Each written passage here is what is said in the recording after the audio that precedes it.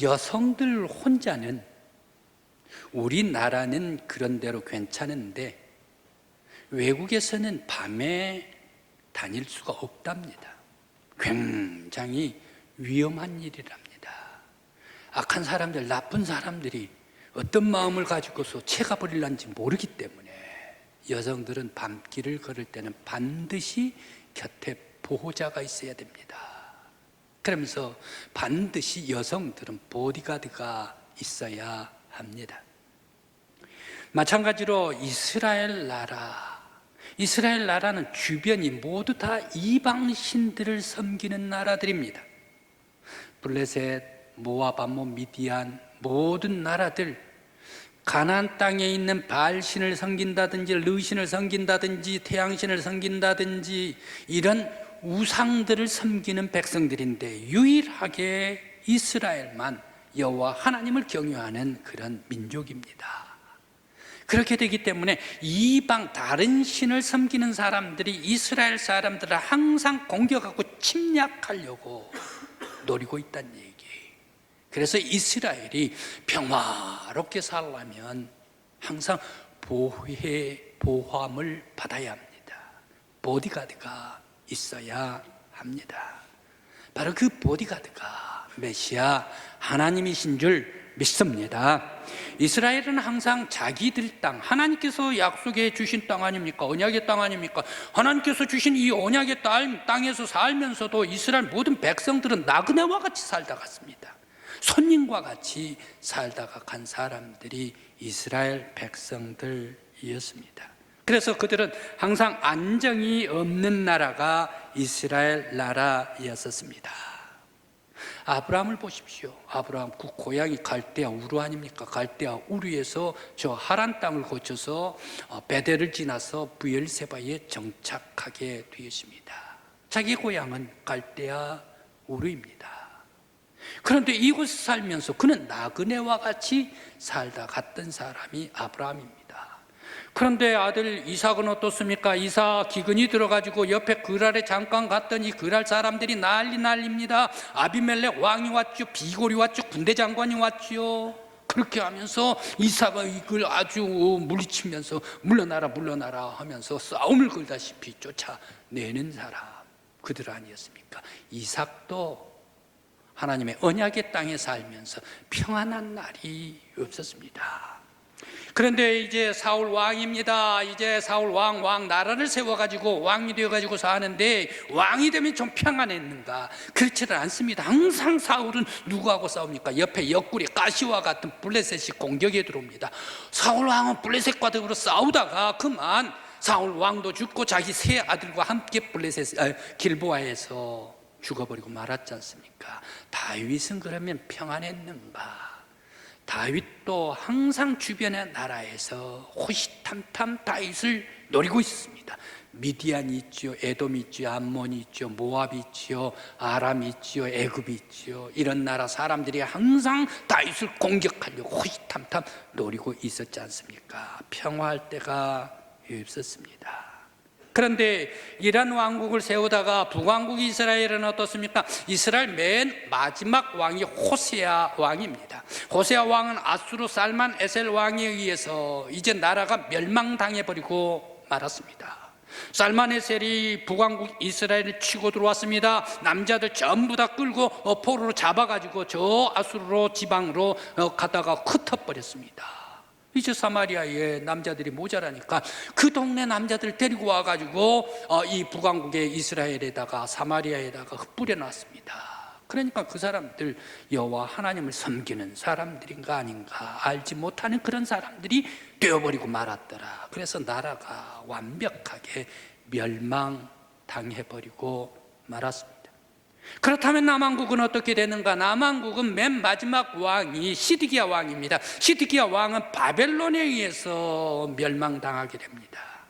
바벨론 느부갓네살 왕이 시드기야를 붙잡아옵니다. 시드기야는 가족과 더불어 함께 이제 예루살렘을 버려두고 광야로 피난을 나갑니다. 그런데 하필이면 잡혔습니다. 잡혔는데 온 가족이 다 잡혔지요. 왕자들, 공주들 아내. 그러면서 자기 다 잡혔습니다. 느부갓네살 왕이 얼마나 포악한 왕인가, 끔찍 정직한 왕인가? 바로 그 얘기를 하면 밤낮 잃어버릴 정도입니다. 말씀을 드립니다.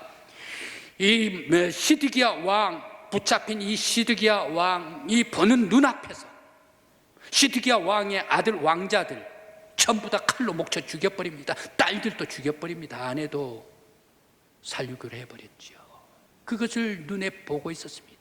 보고 있던 이 눈을 빼버려요. 그러면서 시드기야 왕도 끝나버리고 남왕국 유대 나라도 멸망당해버리고 말았다라는 말씀입니다. 그러면서 포로로 이스라엘 백성들, 유대 백성들이 바벨론으로 떠나가게 됩니다. 바벨론이 페르시아에 무너집니다. 페르시아의 속국이 이스라엘이 됩니다. 이 페르시아를 또 누가 속국을 만듭니까? 헬라 사람들이 속국을 만듭니다. 헬라의 속국이 되었죠, 이스라엘이. 이 헬라가 또 로마가 헬라를 또 무너뜨리고 멸망시키고 이 제국을 세웁니다. 그러니까 로마 제국의 속국이 되어버리는 거예요. 이스라엘은 자기도 알지도 못하면서 말입니다. 때는 AD 71년입니다. 로마 시절 황제가 말입니다.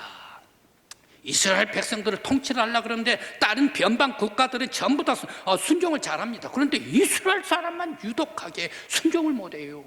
왜 그러는가? 이 사람들은 하나님을 섬긴데 유일신 하나님만을 섬기고 하나님만이 나의 하나님이시다 라고 얘기를 하면서 왕들, 황제들 숭배를 하라 그러면 거부를 해버려요. 그러니까 황제가 화가 났습니다. 그래서 도저히 안 되겠다. 저 나라 사람들 예루살렘 성전이 있기 때문에 하나가 돼가지고 하나님께 경배하고 예배드리는 백성들이 아닌가. 저 예루살렘 성전을 물리쳐버려라, 파괴해버려라 해가지고 예루살렘 성전을 파괴해버리지 않습니까? 회파해버립니다. 그런데 또 60년이 지나갑니다. AD 33년입니다. 하드리안 왕제 때의 이야기입니다. 이스라엘 사람들은 지독이 독한 사람들이란 얘기예요. 독종과 같아요. 왜? 성전이 없으면 하나님께 예배를 못 드릴 줄 알았는데 성전이 없어도 하나님께 예배 드리는 사람이 유대 사람, 이스라엘 사람들이다. 자기들끼리 모여가지고 하나님 앞에 예배를 드리는 사람들이 이스라엘 사람들이다. 도저히 안 되겠다. 저 사람들을 끊어버리기 위해서는 흩어버려야 되겠다. 모든 사람들 예루살렘에서 쫓아내버리고 이스라엘에서 쫓아내버리고 자기의 고향 땅에서 살지 못하도록 전부 다 쫓아내버리자 해가지고 그때부터 멀리 가까이 피난을 나가는데 가까이 에베소로 가고 가까이 안디옥으로 피난 가고 콘스탄티노플로 피난 가고 알렉산드리아 피난 가고 멀리는 로마 그리고 또 저 가을 프랑스까지 그저 영국 런던까지 그러면서 러시아까지 흩어져 버립니다. 그때가 AD 133년입니다. 그러면서 흩어져 가지고 다시 이스라엘 땅 가나안 땅으로 찾아옵니까? 돌아온 때가 언제입니까? 여러분 산수를 좀 해야 되겠습니다. 산수. 이스라엘이 독립해가지고 다시 들어온 해가 우리 대한민국의 독립해와 똑같습니다. 국회를 설정을 해가지고 우리나라가 만방의 독립국가다라고 선포하는 그 해와 똑같습니다. 1948년 8월 15일이 우리나라의 국회를 세워가지고 독립을 선언을 했다면 바로 이 이스라엘은 1948년 5월 14일 날 독립을 선포하게 됩니다. 우리나라보다 석 달 빠르게 선포를 하게 됩니다. 그러면 몇 년간 흩어졌습니까? 산수를 해보시자 그랬죠? 1948년 빼기 133년은 저 계산으로 1815년이 나옵니다. 무슨 얘기입니까? 흩어져서 자기 나라 자기의 고향 땅에 들어와서 살지를 못하고 온 세상이 흩어져서 산 때가 몇 년입니까? 18년도 아니고 180년도 아니고 500년도 아니고 1815년 동안 온 세계에 흩어져 가지고 살았던 사람들이 바로 이스라엘 사람들이다. 그래서 다시 유엔, 영국을 앞세워서 유엔으로 독립해 가지고 독립한 해가 1948년 5월 14일이었다. 무엇을 얘기를 합니까? 이스라엘이 다시금 예루살렘을 찾습니다. 다시금 가나안 땅을 찾습니다. 다시금 언약의 땅을 찾습니다. 흩어져 버린 사람이 자기 땅이 어딘가 어떻게 알겠습니까? 성경에 있기 때문에. 바로 하나님께서 이스라엘 백성들을 독립시켜 주셨기 때문에 1800년이 지나도 다시금 고향으로 찾아오더라. 하나님께서 역사해 주셨더라라는 말씀입니다. 그런데 지금도 이스라엘은 하마스와 싸우고 있습니다. 하마스는 옛날 다윗 임금님 때 얘기는 블레셋입니다. 바로 이 블레셋. 그런데 이 하마스는 어떤 사람입니까? 무장 단체들입니다. 처음에는 무장 단체로 시작을 했는데 이 사람들이 조직되고 하다가 보니까 정당이 됐습니다. 정당이 돼가지고 이 가자 지역에 나라를 세우는데 국회의원들을 뽑는데 하마스 단체에서 뽑은 정당이 절반 이상을 차지를 했습니다. 그래서 그 가자 지역에 바로 이 대표가 하마스가 되어 있습니다. 정당이 하마스입니다. 이 하마스의 목적이 무엇입니까?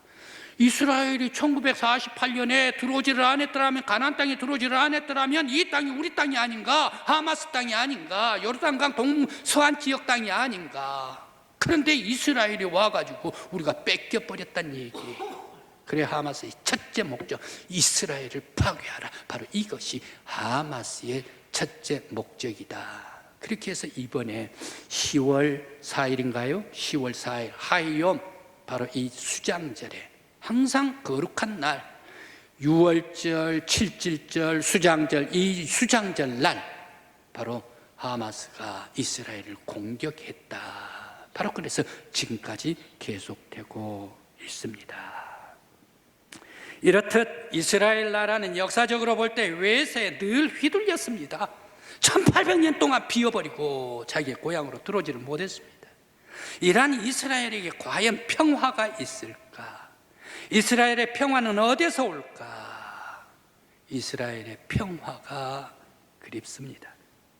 오늘 성경 말씀에 왜 하나님께서는 아하스 임금 때에 이사야에게, 선지자에게 메시아 예언을 하게 했는가? 왜? 이 하나님께서 이사야에게 메시아 예언을 바로 이 아하스 임금님 때 하게 했는가? 우리가 한번 질문을 해봅니다. 바로 그때는 어떤 때입니까? 우리나라의 마치 조선 끝 대한민국 전 대한제국 시대와 비슷한 때가 아하스 임금님 때입니다. 그때 대한제국 시대는 어떻게 살았습니까?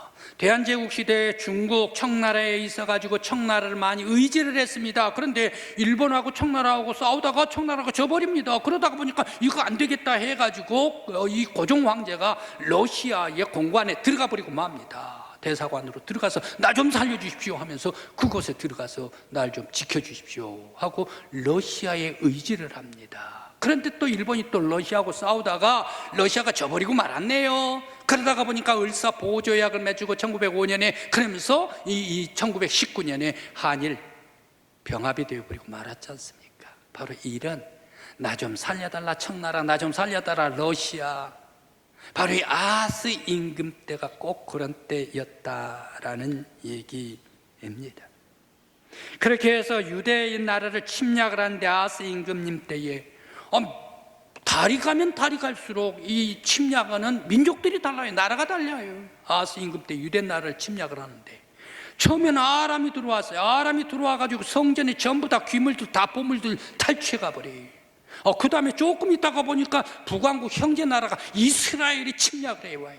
그래 이스라엘이 침략을 해가지고 20만 명 유대 나라 군인들을 잡아가 버리는데 유대 나라 남자들만 잡아가나요? 여성들도 잡아가죠. 애들도 다 잡아가 버리죠. 그렇게 하다가 보니까 또 다음에 우리 좀 살려주십시오 하고 저 아수르하고 동맹을 맺어 조공을 들여가지고 동맹을 맺었는데 그 아수르가 이번에는 배반을 해버리고 유대 나라를 치고 들어와요.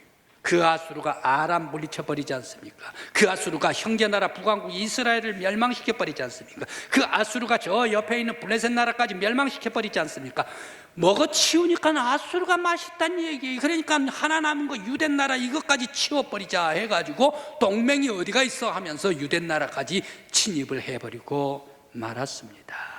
바로 이러한 위기 때 가장 깊은 그러한 나라가 위기에 머물러 위태할 때 풍전등화와 같은 그러한 시기에 하나님께서 이사야에게 메시아 예언을 주셨습니다.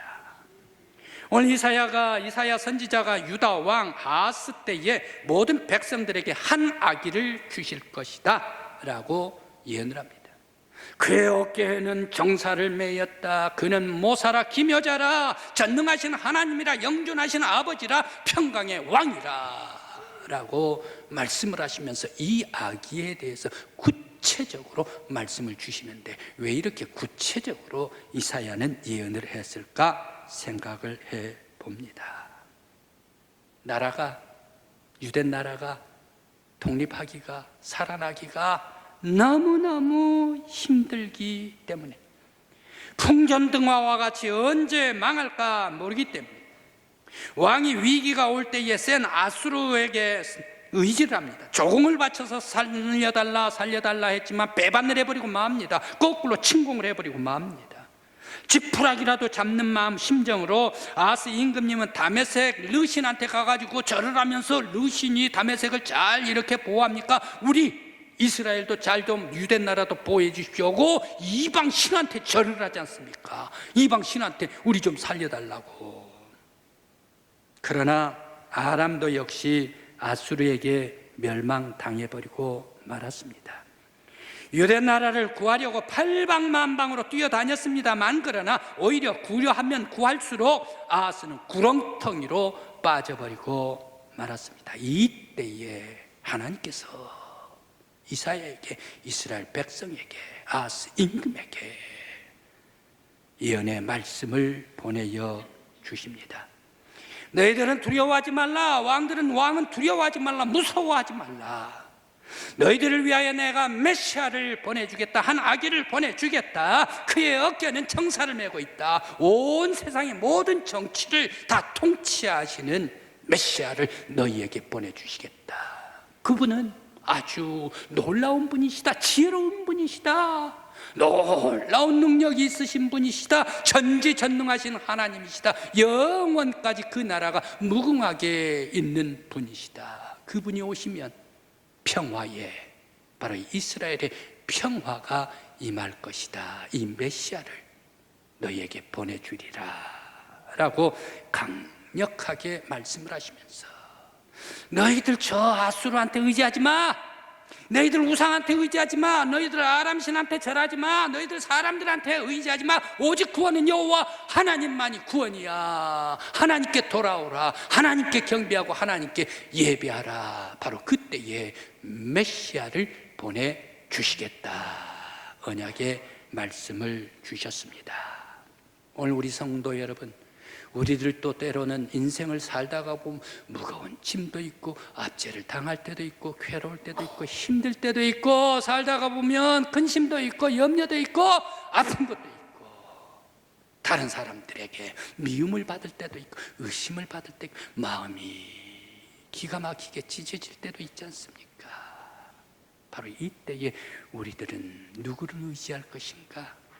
나의 위로자 오직 예수 그리스도밖에 없는 줄 믿습니다. 오직 예수 그리스도만 의지하고 하나님께 의지하는 우리 성도들 되시길 간절히 기원합니다. 역설적인 구원의 이야기입니다. 삭개오 이야기입니다. 삭개오는 세리장이었습니다. 부자였습니다. 이스라엘 사람들이 이 삭개오를 극혐, 아주 미워했습니다. 보통 미워한 것이 아닙니다. 그러면서 모든 이스라엘 사람들, 죄인들은 전부 다 구원을 받아도 삭개오만은 구원을 받을 수가 없어. 모든 이스라엘 사람들은 전부 다 아브라함의 후손이 된다 하더라도 삭개오 같은 이런 사람은 절대 아브라함의 후손이 될 수가 없어 라고 치부해버린 사람들이 당대의 이스라엘 여리고의 모든 사람들이다 라는 얘기입니다.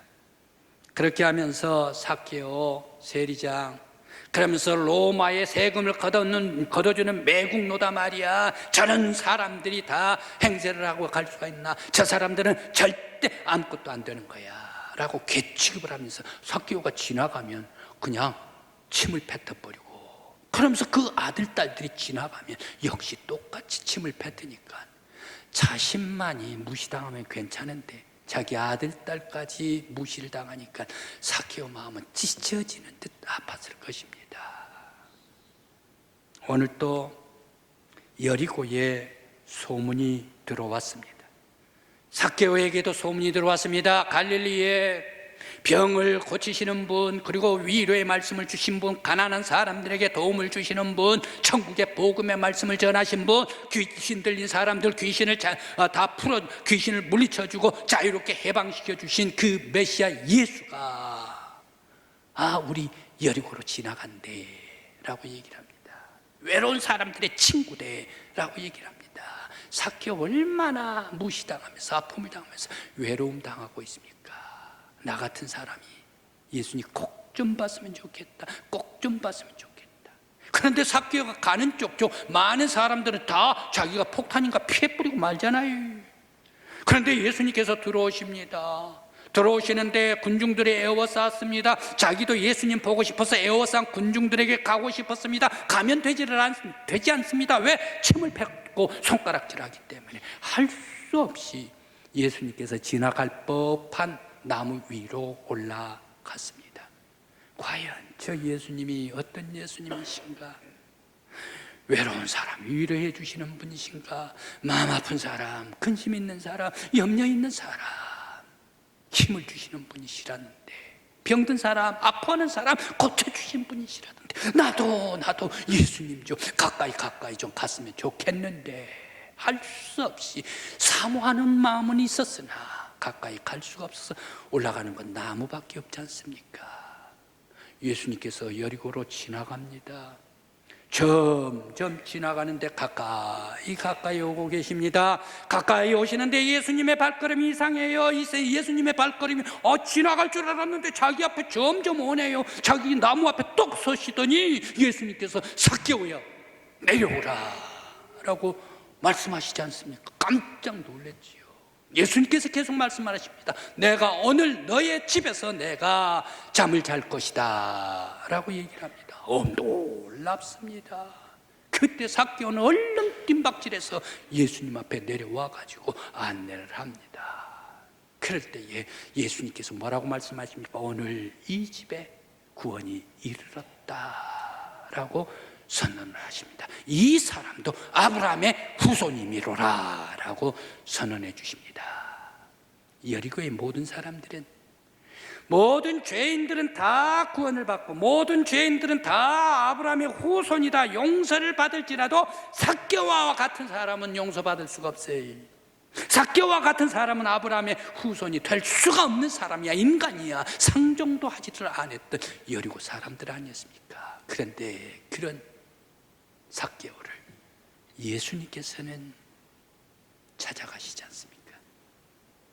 예수님께서는 그에게 선언하시지 않습니까?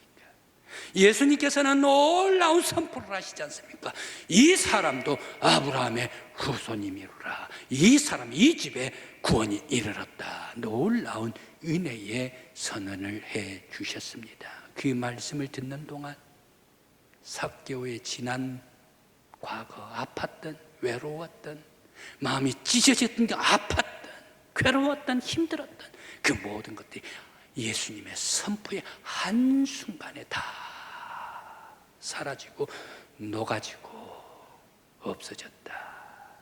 예수님께서 찾아오실 때, 예수님께서 찾아가시고 사랑으로 덮어주실 때에 한 사람이 희망이 있고 한 사람이 절망했던 사람이 힘을 얻고 근심과 걱정, 아픔, 괴로움, 그리고 수많은 사람들의 손가락 바랐던 모든 것들이 다 사라져버리고 기쁨과 은혜와 사랑과 축복과 희망으로 가득 찼던 삭개오였다라는 말씀입니다. 성도 여러분, 여러분들의 마음이 아픈 것이 있습니까? 무거운 짐이 있습니까? 근심이 있습니까? 괴로움이 있습니까? 고통이 있습니까? 병고가 있습니까? 사람들과 더불어 함께 교제하다가 잘못 교제함으로 말미암아 손가락질 받고 그런 욕을 받는 아픔이 있습니까? 올 성탄에 예수 그리스도께서 여러분들에게 찾아와 주시기를 간절히 기원합니다. 여러분들의 영혼에 찾아와 주시기를 간절히 기원합니다. 그러면서 지난날의 아픈 모든 것들을 다 걷어내 주시고 그리스도의 평화와 사랑으로 덮어주시는 성탄이 되시기를 간절히 기원합니다.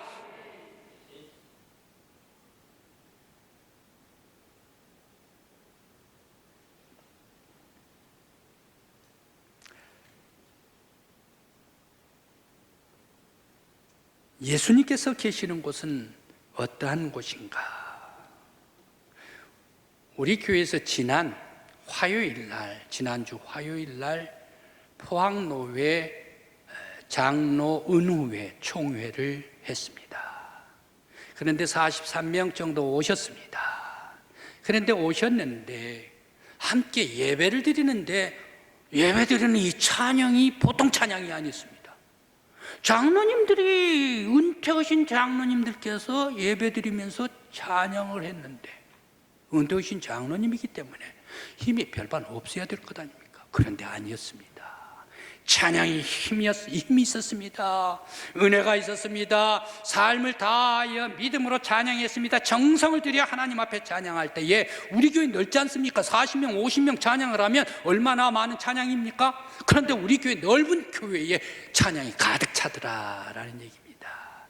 은혜가 충만한 찬양의 예배였습니다. 이제 예배가 다 끝나고 식사를 하는데 제가 오신 장로님들에게 인사를 드렸습니다. 인사를 드리는데 한 장로님께서 말씀을 저에게 주셨습니다.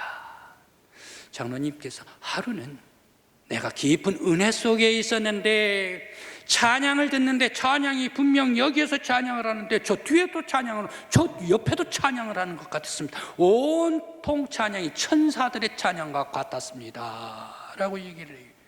그래, 야, 너무 극하고 아름답다, 은혜로운 찬양이다 라고 해서 그 찬양에 따라 가서 바라보는데 웬걸 제가 그 찬양 대원 속에서 찬양을 하고 있었습니다 라고 얘기를 해요.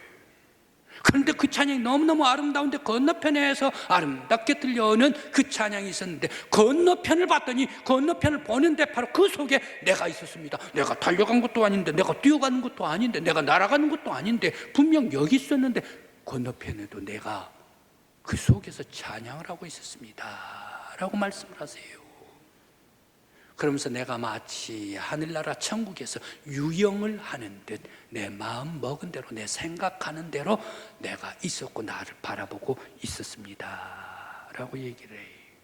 그래, 아하, 요한계시록 반모섬에서 요한 장로가 그렇게 찬양을 좋아합니다. 천군천사 찬양을 좋아합니다.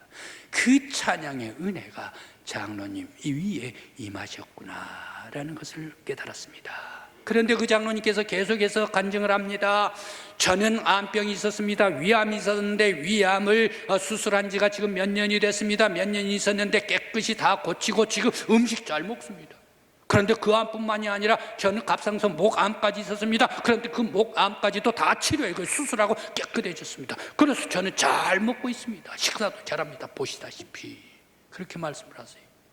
그래서 저는 어서 식사 드십시오 라고 그럼에도 불구하고 계속 저에게 말씀을 주십니다. 그 장로님께서 지금 바로 이 천국 생활을 하고 계시는구나.